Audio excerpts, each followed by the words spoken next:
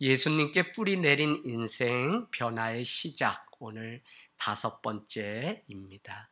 여러분은 한 주 살아가면서 자기 자신과의 대화를 얼마나 해보셨습니까? 지난주 우리는 영혼의 뿌리가 우리의 마음이라고 하는 이 저장고 안에 있기 때문에 우리 마음을 잘 관리하는데, 특별히 마음의 속도를 잘 조절할 수 있어야만 우리는 승리하는 삶을 살 수 있다고 말씀드렸습니다. 다시 한번 여러분께 부탁을 드리기는, 마음과의 이 대화를 놓치지 마시고 하루에 10번이고 자기의 내면을 들여다보는 일들이 있기를 원합니다. 더욱 바쁜 세상 속에서 우리가 살아가기 때문에 자기 자신에게 애정을 가지고 내 마음을 보는 이 일은, 대화를 내가 나와 먼저 하는 일은 얼마나 중요한 일인지 모른다고요. 그래서 우리가 하루를 살다 보면 바로 내 마음이 갈라지고 분주해지고, 특별히 뾰족뾰족한 것들이 돌출돼서 올라오는 것들을 보게 됩니다. 그때마다 내 마음의 속도가 빨라져서 쫓기고 불안해하고 있음을 우리는 볼 수 있습니다. 그래서 그때마다 나의 마음을 다시 살펴보기 시작하면 화를 면하게 되는 거죠. 그래서 내가 무엇 때문에, 원인이 사실은 여기에 있고 내 안에 있을 수 있는데 우리는 다른 것에 분주하고 마음이 갈라져서 그만 인생의 행복을 놓치게 될 때가 있습니다. 그래서 여러분, 어느 때보다도 코로나를 보내면서 우리는 더 깊은 침묵 속에 들어가서 내 자신을 보는 훈련을 해야 하고, 내 자신과의 대화를 하는 이 훈련들, 특별히 나의 마음의 상태를 점검하는 이 일은 너무 중요하다는 것입니다. 여러분, 내가 내 자신을 볼 때 다른 사람을 볼 수 있기 때문에 더 중요하고, 내가 내 자신을 용서하는 자가 용서할 수 있고, 내가 나를 진정 사랑할 때, 특별히 주님도 내 이웃을 사랑하는 기준을 내 몸같이 사랑하라고 했기 때문에, 내가 나를 먼저 사랑하는 그 마음이 있을 때 다른 사람을 사랑할 수 있다는 것입니다. 저는 비교적 엄격하고 도덕적 기준이 높은 가정에서 자랐습니다. 그렇기 때문에 부모님으로부터 이렇게 배운 습관이 제 안에 있는데, 차가울 때는 매섭게 차가워요. 따뜻할 때는 한없이 따뜻해요. 그러나 주님을 만나고 나니까 이런 것들이 걸림돌이 돼요. 이것은 부모님으로부터 물려받은 성향이더라고요. 그래서 제 마음의 상태를 보는 이 일을 언제부턴가 계속하다 개척을 하면서 직접 부딪혀서 이 문제를 해결해야 되겠다는 생각이 들면서 제 자신을 이렇게 보게 되었고, 특별히 내가 나 자신을 용납하고 내에게 그 잘못이나 허점에 대한 그냥 해도 된다는 게 아니라 관대함이나 용납이 될 때 다른 사람에 대해서도 그러할 수 있는 것을 보게 되었어요. 다시 말씀드리면, 내가 내 자신을 사랑하고 내 자신을 소중하게 여길 때 다른 사람에게도 그럴 수 있다는 것입니다. 그래서 문제가, 여러분, 기독교 신앙은 다른 사람이 자라고 환경이 바뀌어서가 아니라 모든 문제의 중심에는 내가 있다는 사실. 그래서 너가 변해야 세상이 변하고, 너가 변해야 가정이 변하고, 너가 변해야 직장이 변한다고 하는 이 놀라운 기독교의 기본 진리를 잘 지켜가는 우리의 삶이 되기를 원합니다. 여러분, 우리가 하나님을 알고 하나님을 예배하고 그 이름을 부르는 이것이 오늘 얼마나 놀라운 일인지 모릅니다. 더 놀라운 것은 그분을 닮아가는 인생이 우리의 목표예요. 특별히 육체와 시간의 그 공간 속에 우리는 갇혀있는 존재인데, 영원하신 하나님과 대화를 할 수 있는 하나님의 자녀가 되었다는 것이 얼마나 놀라운 기적인지 모른다는 것입니다. 그래서 우리는 그분을 아는 한 힘써서 하나님의 알고 그분을 우리의 내면 가운데 모셔드리는 이 일들을 날마다 해야 된다는 것입니다. 그동안 우리는 좋은 신앙은 성취하는 것으로, 무엇인가 만들어가는 것으로 배웠다면, 저는 여러분께 다시 한번 제안드리기는 우리 안에 있는 하나님이 심어놓은 그것을 발견하는 일부터 우리는 하고 주님이 우리에게 주신 그 은혜를 누리는 일부터가 신앙의 기본이지, 없는 것을 달라고 하고 없는 것을 또 찾아내고 만들어 가려고 하는 것이 먼저가 아니라는 사실입니다. 주님은 이미 우리에게 수도 없는 은혜를 주시고 또 우리에게 사랑을 주셨어요. 그래서 그거 하나조차도, 그래서 저는 참 하나님이 오늘 아침에도 교회를 사랑하시고 지키시려고 때를 맞춰서 하나님의 때에 일하시는구나 라는 사실을 발견하게 되니까 제 자신이 오히려 평안함을 누리는 삶으로 바뀌게 되었습니다. 특별히 목회자인 제 자신을 돌아보면 누군가의 삶에 계속적으로 말을 걸고 상담을 하고 뭐 하는 이런 일들을 하다 보니까 누군가의 삶에 개입해서 대화를 하려면 목회자인 내 자신이 성숙하지 않으면 안 된다는 사실을 발견하게 되었기 때문에 더 예수님을 닮고 예수님을 닮은 성품으로 변화되는 그 일이 얼마나 중요한지를 새삼 다시 깨닫게 됩니다. 여러분, 목사가 되고 난 뒤 더 많은 고민을 안고 살아가는 것이 있습니다. 그 고민 중에 하나는 큰 교회 목사가 되는 것이 아닙니다.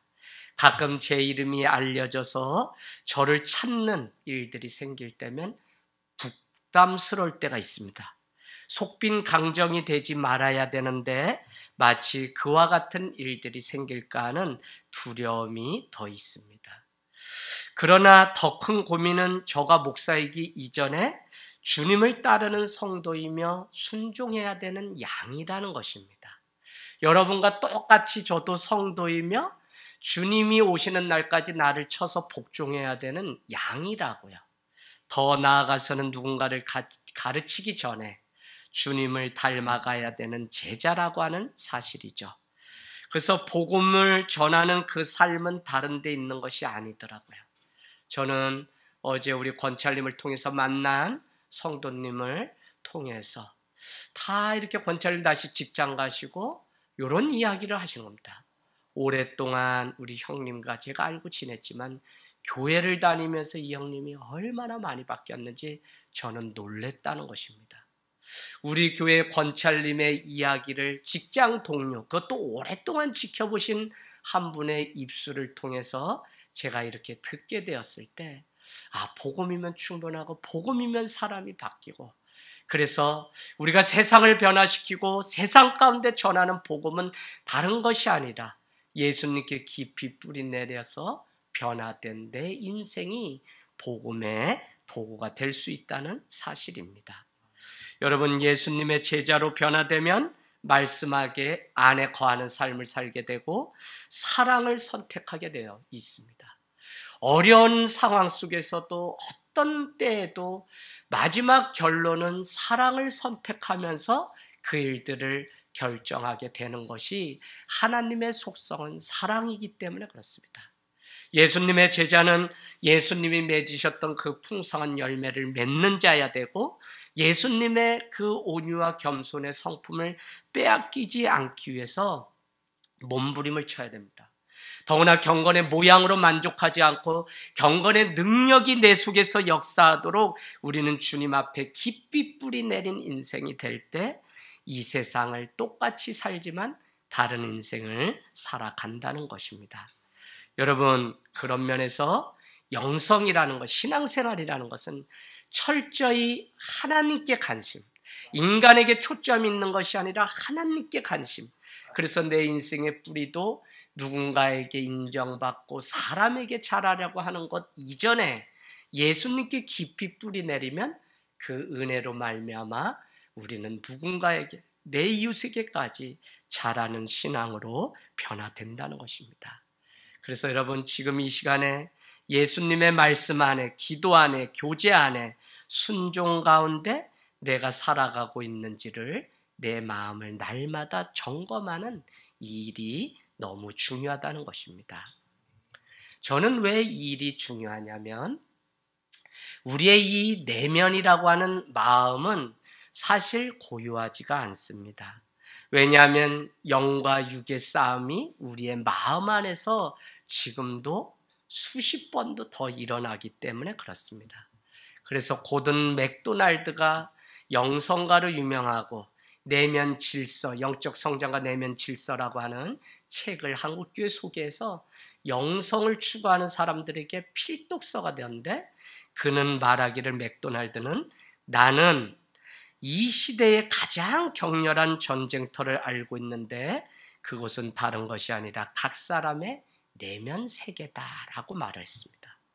내면의 질서가 깨지면 모든 것을 다 잃게 돼요. 그래서 내면을 들여다보고 나의 내면을 보기 위해서 우리가 씨름하는 사람이라면 내면 안에 주님을 순간마다 모시고 주님이 움직이시고 기뻐하는 대로 순종하면서 살아가는 삶이 얼마나 어려운지 우리는 알게 됩니다.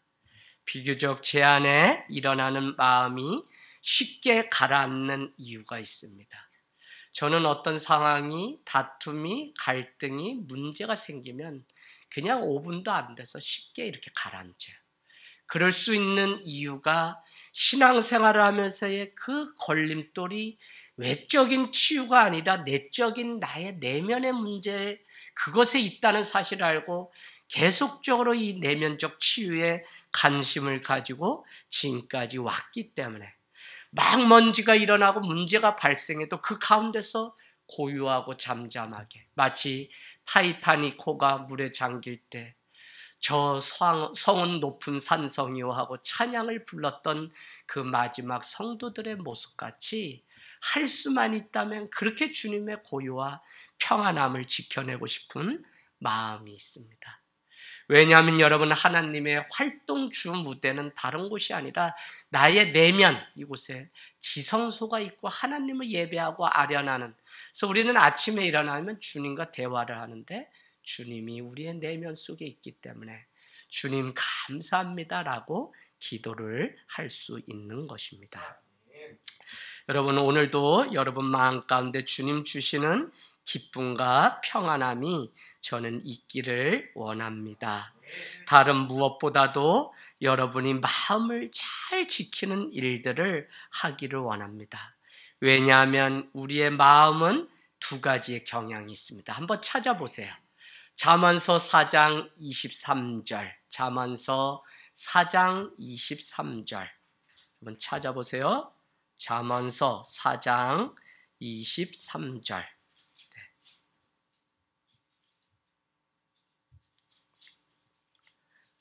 네.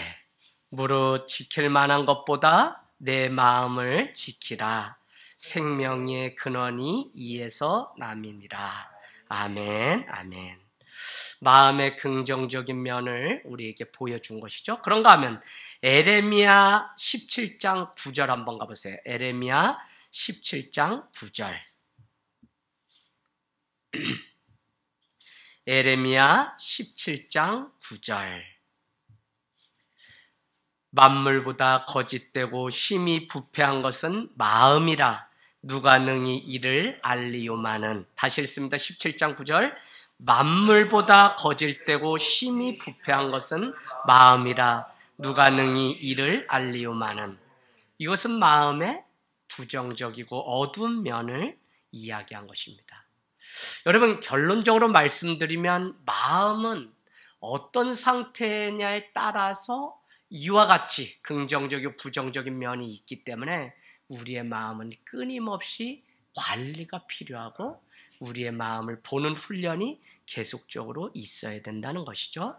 그래서 여러분, 마음을 잘 관리하게 되면 생명의 근원의 장소도 되지만 잘못 관리하게 되면 엄청나게 파괴력이 또 이 마음 가운데 독이 있고 어둠 때문에 발생하는 것들을 우리는 볼 수 있습니다.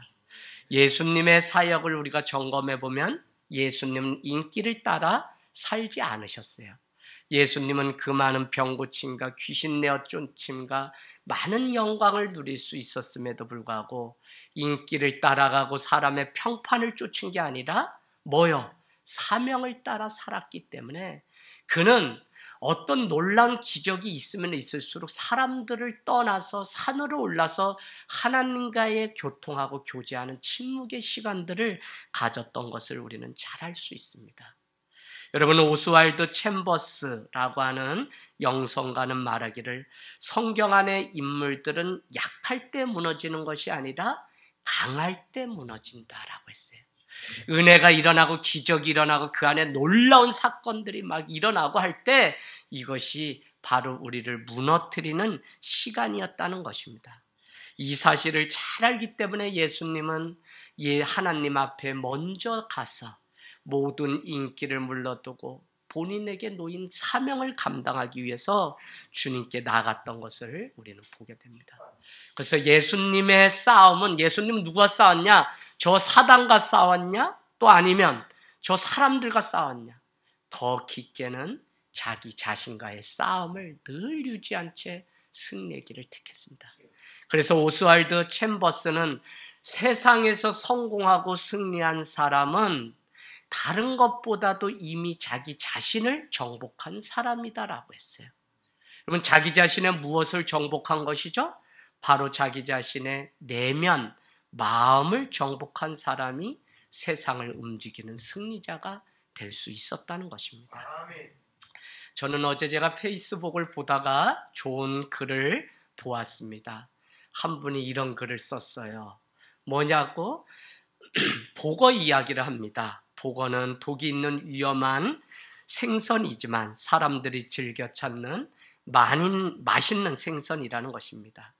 복어 안에는 테트로도톡신이라고 하는 독성이 있는데 독을 익혔다고 해서 이게 독에 빠지는 게 아니라 독이 있는 부위를 잘 제거해야만 맛있는 복어 요리가 되기 때문에 요리사의 섬세한 손길이 필요하다고 그렇게 이야기합니다. 그러면서 독을 구별하여 요리할 수 있는 사람에게는 복어가 근사한 식재료가 될 수 있다고 얘기합니다.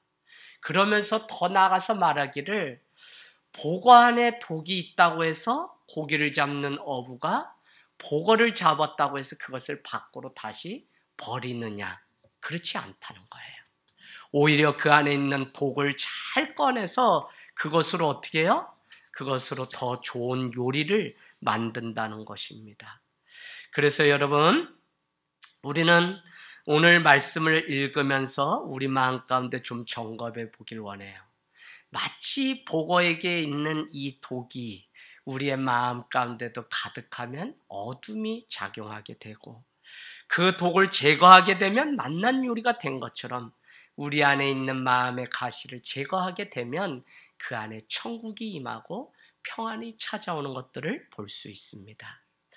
저는 살아가면서 목소리가 큰 사람일수록 약한 사람인 것을 보게 되고 센 척할수록 약하고 완벽한 사람이라고 생각할수록 허당이 많은 것을 보게 됩니다. 더구나 아는 척하는 사람일수록 더 모른다고 하는 자기 증명인 것을 알게 돼요.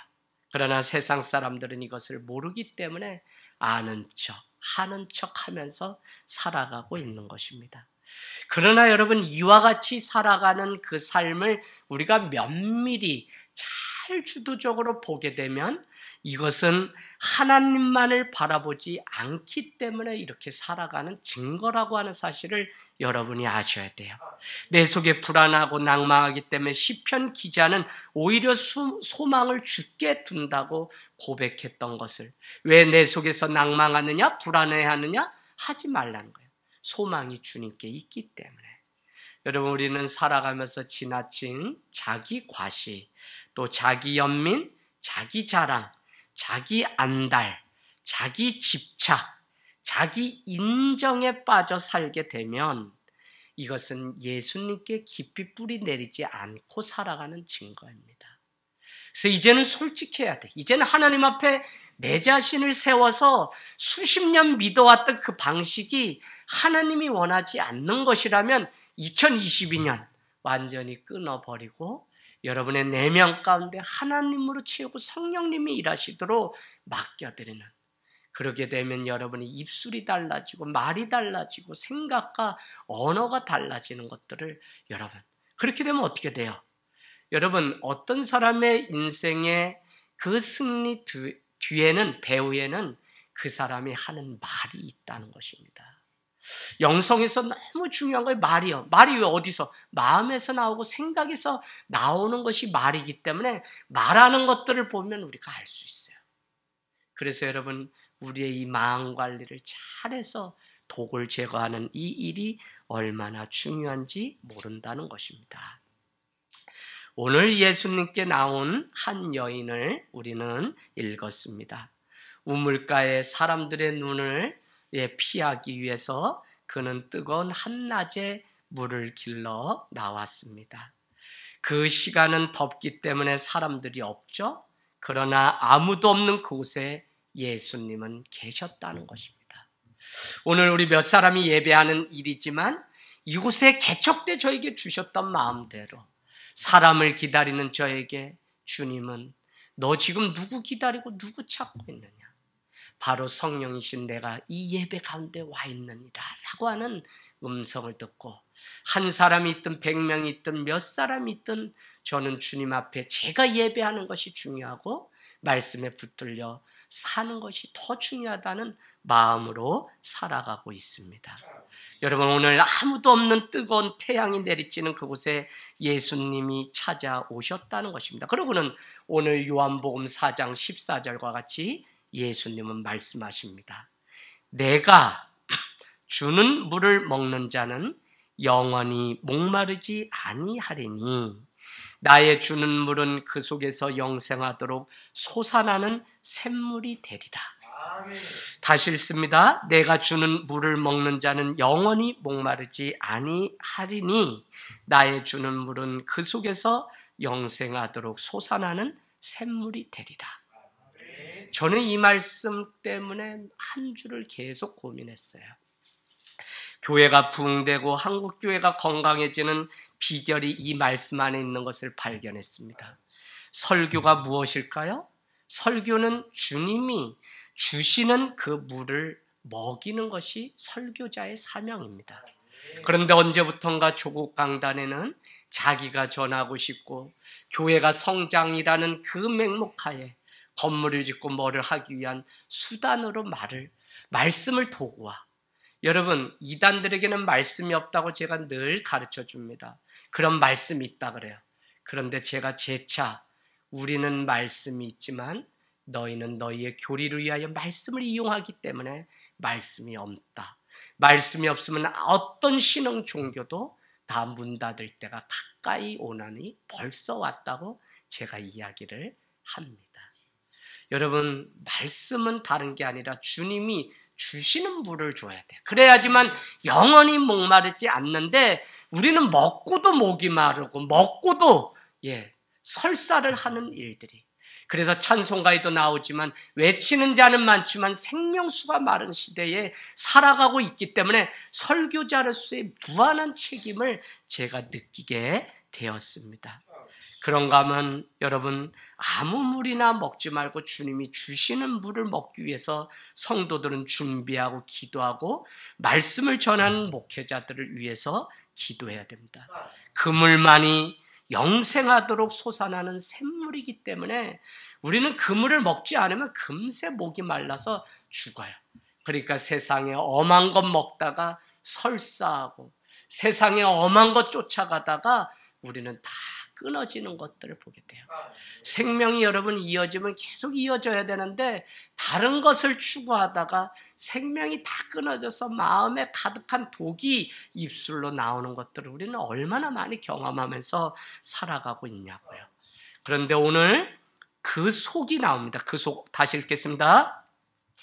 그 속이란 우리의 내면 마음, 영혼을 담고 있는 마음을 말씀하는데 4장 14절 내가 주는 물을 먹는 자는 영원히 목마르지 아니하리니 나의 주는 물은 그 속에서 내 마음 속에서 영생하도록 솟아나는 샘물이 되리라 라고 하는 것입니다.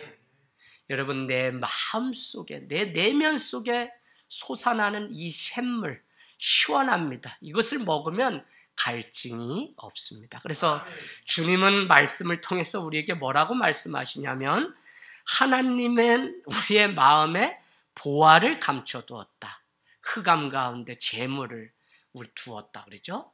그래서 여러분 또 우리의 마음속에 천국도 있기 때문에 마음이 너무 중요하다고 여러분께 말씀을 드렸습니다. 그래서 여러분이 여러분 자신의 그 마음을 들여다보는 일들은 너무 중요하다고 하는 사실입니다. 그래서 하나님이 보시는 것은 외모가 아니라 중심입니다. 하나님은 우리의 외모를 넘어 우리의 내면을 보고 계십니다. 바울은 갈라디아 4장 19절에 나의 자녀들아 너희 속에 그리스도의 형상이 이루어지기까지 다시 너희를 위하여 해산의 수고를 아끼지 아니하노라.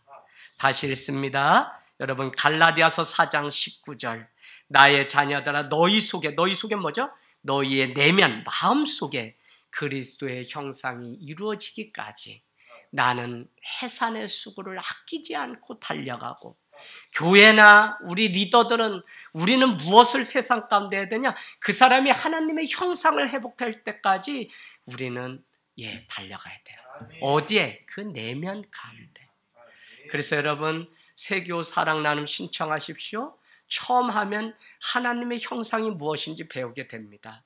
여러분 우리가 구원받기 위해 믿음 생활하는데 구원받으려면 아담과 하와가 죄를 짓기 이전 창세기 1, 2장으로 돌아가서 하나님이 처음에 지었던 우리로 돌아가고 회복해야 돼요. 그러려면 우리의 힘으로 되지 않기 때문에 결국 예수 그리스도가 오셔서 그 보혈로 우리는 그 형상을 회복하고 완성되어 간다는 것입니다. 그래서 여러분 우리가 너희 속에 우리의 내면 속에 하나님의 형상이 이루기까지 다시 너희를 위하여 해산하는 수고를 아끼지 않는다고 하는 바울의 이 고백은 우리의 속사람, 너희 속에 내면 속사람을 의미하는 것입니다. 우리가 살면서 놓치는 부분은 보이는 것이 아니라 사실 보이지 않는 이 내면을 놓치고 살아요. 이 속사람을. 그래서 인간의 마음속에 어둠이 있고 천국도 있는데 하나님과 원수가 되는 육의 생각도 있고 평강을 주는 영의 생각도 이 마음속에 있습니다. 무엇이 내 마음을 주장하고 가득 차 있는지를 볼 때 우리는 비로소 성숙함을 추구해 갈 수 있습니다. 때로는 나의 감정이 주장하고 때로는 나의 의가 주장하고 그때마다 브레이크를 거시는 성령님이 내 안에 내주에 계시지 않으면 우리는 화를 보게 되는 것이죠. 그래서 참 우리의 마음 내면을 순간순간마다 보면서 살아가는 이것이 얼마나 중요한지 모른다는 것입니다. 결국은 우리 안에 있는 이 화나 이 버려야 되는 못난 습관과 습성 이것조차도 부모로부터 우리가 물려받고 계속적으로 우리도 그와 같이 살아가고 있는 모습. 그래서 부모가 정신 바짝 차려요. 무슨 돈 물려주는 거 그거 자랑도 좀 하지 마세요. 자녀들에게 온전한 믿음인데 그 믿음은 마음의 성전을 아름답게 잘 가꾼 그것을 물려줘야지 다른 것 엄한 거 물려줬다가는 자녀 인생 망하게 됩니다. 여러분 우리의 젊은이들 청년들도 일찍이 제가 젊은 날에 제 삶이 날마다 무너지는 것들을 보면서 결국은 이 마음 내면에 문제가 있었구나 하는 사실을 깨닫고 지금까지 노력하면서 부족하지만 살아오고 있는 것처럼 여러분도 여러분의 마음을 보기를 원합니다. 여러분이 마음 안에 진실되면 거기에 정직함 때문에 두려울 게 없어요. 우리가 정직하지 않고 마음과 생각이 다르기 때문에 자꾸 타협하고 세상적인 방식으로 이렇게 저렇게 하지, 저는 제가 하나님 앞에 늘 이것을 견지하고 살아가기 때문에 하나님만 보고 그냥 목회해요. 솔직히 사람들이 이렇고 저렇고 얘기하는 것 때문에 제가 흔들리지를 잘 않습니다. 왜냐하면 이미 이런 과정들을 다, 그러면 어떤 거야? 아직 저분의 마음이 하나님을 닮지 않아서 그렇구나 하고 오히려 긍휼히 여김으로 기도해 줄 수 있는 거죠. 왜 그러냐면 제가 그것 때문에 수도 없이 고향 집에 다녀오면 한 달을 완전히 영적 침체에 빠져서 힘들어했던 적이 있었기 때문에 그렇습니다. 여러분 오늘도 예수님은 믿는 우리에게 깊은 샘물을 약속해 주셨습니다. 나의 주는 물은 그 속에서 영생하도록 솟아나는 샘물이 되리라. 샘물 참 좋죠? 샘이 깊지 못한 것을 우리는 건수라고 얘기합니다. 건수는 비가 오면 물이 많아지지만 비가 오지 않고 한여름 태양볕이 가득 차면 물이 말라버리는 것입니다. 그러나 깊은 곳에서 솟아나는 샘물은 바깥 날씨나 기후에 영향을 받지 않습니다. 뜨거운 여름에는 오히려 시원한 샘물이 돼주고 추운 겨울에는 따뜻한 물이 돼줍니다.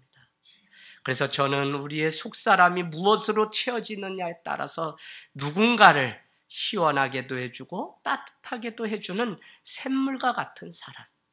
저 역시 부족하지만 늘 말씀이 기준되어 그렇게 살아가고 싶고요. 그러기 위해서 나의 내면을 주님의 성전으로 준비하는 일을 게을리 하지 않으려고 합니다. 여러분 아시다시피 바쁘다면 바쁘고 막 그래요. 그래도 하루 나의 내면의 이 질서를 깨트리지 않기 위해서 늘 수첩 생활을 신앙생활하고 난 뒤로는 하루같이 하루에 2개가 있든 3개가 있든 강의를 갔다 와서 신방을 갔다 다 오전, 오후, 점심 다 나눠서 여러분 이 내면의 질서가 되려면 시간 관리, 물질 관리가 철저해져야 돼요. 왜? 이것이 우리를 빼앗고 흔드는 우상이 되기 때문에. 그래서 여러분이 앞으로 하나하나 풀어가겠지만 지금은 우리의 내면, 마음에 여러분이 관심을 가지고 여러분의 좀 쓴뿌리들, 상처들이 해결되기를 원합니다. 여러분 우리는 머리가 어떤지 보는 IQ 지수가 있습니다. 요즘은 피지컬 이런 체력 지수도 보곤 합니다. 그런데 오늘 여러분에게 소개하고 싶은 지수가 있는데 그것은 회복 탄력성 지수라는 것입니다. 회복 탄력성이라고 하는 resilience라고 하는 이 단어는 심리학이나 간호학이나 교육학이나 어느 학문에서든지 요즘 엄청나게 많이 사용하는 개념입니다. 회복 탄력성은 크고 작은 다양한 역경과 시련과 실패 속에서도 딛고 일어나서 다시 회복하는 힘. 그래서 여러분이 이렇게 정의하시면 됩니다. 마음에도 근육이 있고 마음에도 탄성이 있어서 정말 내 힘으로는 안 되지만 내 마음에 주님의 은혜로 늘 채워가는 삶이면 순간 무너지고 순간 분노 걸고 순간 깨졌다가도 하나님의 그 영원한 샘물이 내 안에서 올라오기 시작하면 어떻게 해요? 우리는 이전보다 더 나은 나로 회복 탄력성이 돼서 우리가 겪었던 그 많은 일이 누구를 상담하고 누구에게 조언이 되고 누구의 인생을 행복으로 초대하는 복음의 도구가 되는 것을 그러려면 우리는 회복 탄력성이 높으면 높을수록.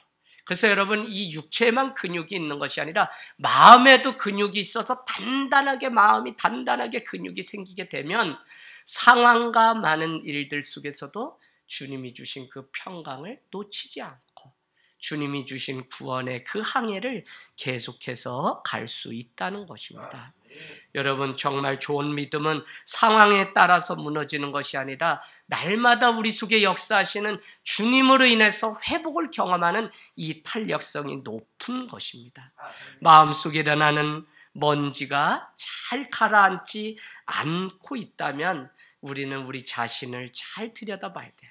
자신도 모르게 우리 안에 평강이 찾아오고 성령님이 우리 가운데 일하셔서 브레이크를 걸고 우리에게 삶을 요구하는 부분들이 있다면 내 안에 주님의 그 회복 은혜가 우리 살아가 보면 인생의 길목마다 주님이 심어놓은 은혜가 있습니다. 그것 때문에 우리로서는 회복될 은혜가 없기 때문에 여러분 아세요? 상처보다 더 큰 것이 주님의 은혜입니다. 그래서 그 은혜가 우리를 작동하고 우리를 움직이기 시작하면 우리는 회복되어서 새로운 인생을 또 연결해서 갈 수 있는 것입니다. 말씀을 마치겠습니다.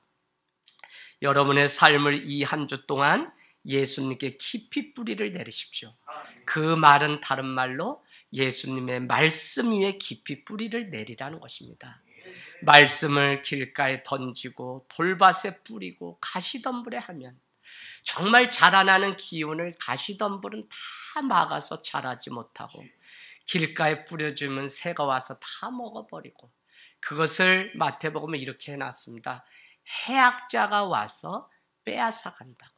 오늘도 말씀 먹습니다. 말씀 지키십시오. 말씀이 여러분 삶 가운데 2번이고 3번이고 계속적으로 밉고 대세김지 속아 다시 씻고 씹는 이 작용이 없으면 여러분이 이 말씀 끝나자마자 또 화를, 또 독을 품고. 그래서 여러분 너무 안타까워하는 게 제 목회자의 마음이에요. 이렇게 피가 쏟아지고 말씀을 전하는데 그만한 은혜를 누렸는데도 그 은혜가 금세 물거품이 되는 사람들을 보면 그 안에 여전히 상처가 있고 인정받고 싶고 뭐하고 싶은, 이거 신앙 아니라 이제는 주님 앞에 이것을 회복해야 된다고. 여러분, 나 알아달라가 아니라 주님을 알기를 원합니다라고 우리가 고백하는 이 은혜가 있으려면 길가 돌밭 가시덤불에 던져봐야 뿌려봐야 행악자가 와서 다 빼앗아 가기 때문에 여러분 우리는 잘하지 못해요. 그래서 성경에 30배, 60배, 100배의 열매를 얻는 비결은 헌금을 많이 하면 그렇게 된다가 아니라 먼저 뭐가 돼야 되냐? 좋은 땅에 뿌려진 씨앗은 30배, 60배, 100배. 그게 어디에 뿌려져요? 우리의 마음, 우리의 내면에 간직하고 기억하고 살아갈 때 이것이 우리의. 그래서 여러분은 조국교회를 위해서 기도하십시오. 외치는 자는 많지만 생명수 없습니다. 오늘도 신앙이라는 이름으로 많은 조건들이 있지만 더 중요한 것은 주님이 주시는 물을 건네주는 교회와 목회자, 또 이 물을 마시면 가지 말라고 해도 가게 돼 있어요. 그래서 어떻게 돼요? 영과 진리로 오늘 이 여인은 예배하게 됩니다. 버리지 말라고 해도 버렸어요. 28절, 29절 가보세요. 뭐를 버려?